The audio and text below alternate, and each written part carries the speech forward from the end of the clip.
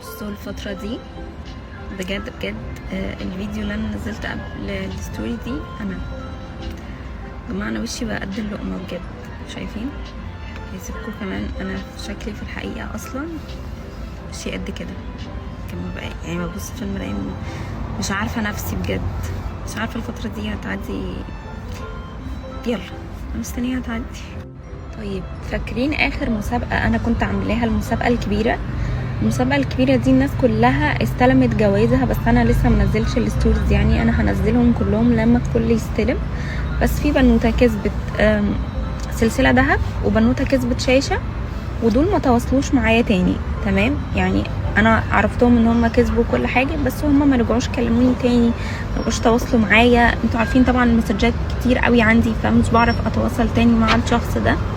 بس الفكره بقى ان انا دلوقتي محتاجه بنوته تكسب سلسله، وبنوته تكسب شاشه، وبنوته تكسب موبايل.